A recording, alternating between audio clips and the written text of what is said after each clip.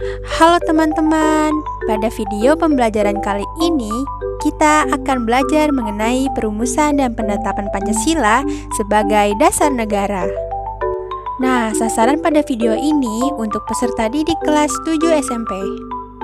Berikut ini merupakan tujuan pembelajaran yang akan kalian dapatkan setelah menonton video ini. Berikut ini merupakan daftar isinya. Perumusan Pancasila sebagai dasar negara. Pembentukan BPUPKI. Setelah Jepang kalah, Jepang mengumumkan pembentukan BPUPKI yang bertujuan untuk menyelidiki usaha-usaha persiapan kemerdekaan. BPUPKI ini direalisasikan pada tanggal 29 April 1945. BPUPKI diketuai oleh Rajiman Wedoningrat dengan dua wakil ketua, yaitu Ichiba Ngase Yoshio dari Jepang dan R.P. Soroso dari Indonesia. BPUPKI ini mengadakan sidang sebanyak 2 kali.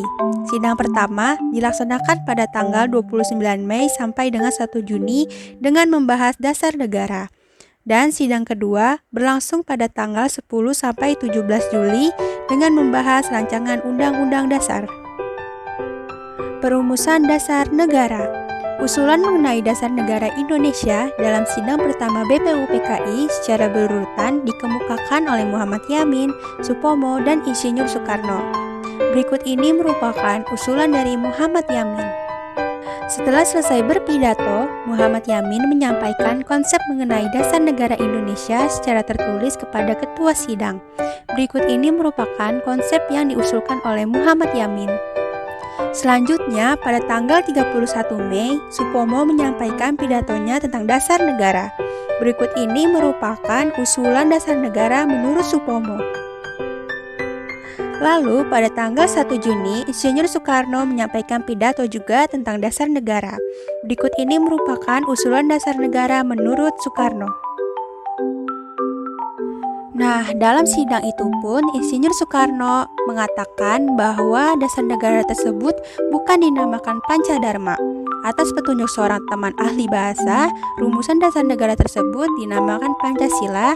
Sila artinya asas atau dasar, dan di atas kelima dasar itulah mendirikan negara Indonesia yang kekal dan abadi. Nah, pada akhir masa persidangan pertama, Ketua BPUPKI membentuk panitia kecil yang dimana panitia kecil ini berjumlah 9 orang. Dan ini disebut dengan juga panitia 9, yang dimana mereka ditugaskan untuk menyelidiki usul-usul mengenai perumusan dasar negara. Lalu, panitia 9 ini mengadakan rapat di rumah kediaman Insinyur Soekarno. Panitia 9 ini membuat satu rancangan pembukaan hukum dasar, yaitu Undang-Undang Dasar. Oleh Insinyur Soekarno, rancangan pembukaan hukum ini diberi nama Mukadimah, oleh Muhammad Yamin dinamakan Piagam Jakarta, sedangkan oleh Sukiman disebut juga Gentleman's Agreement. Lalu setelah Mukadimah tersebut jadi, dibawa ke sidang BPUPKI pada tanggal 10 sampai 17 Juli. Lalu pada tanggal 14 Juli, Mukadimah disepakati oleh BPUPKI. Dan di dalam Mukadimah tersebut pada alinea keempat terdapat rumusan dasar negara. Namun, rumusan dasar negara sempat mengalami perubahan.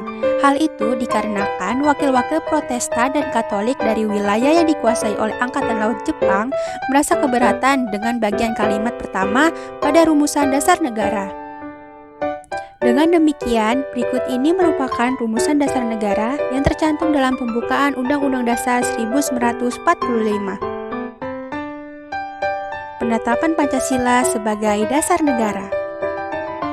Kekalahan Jepang dalam Perang Dunia Kedua membuka kesempatan bagi bangsa Indonesia untuk mempersiapkan kemerdekaan.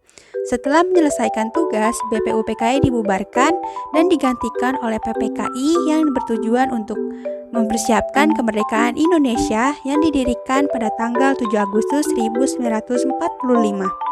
Pada tanggal 14 Agustus 1945, Jepang menyerah kepada pihak sekutu, dan hal itu memberikan kesempatan yang bagus bagi bangsa Indonesia untuk menyatakan kemerdekaan.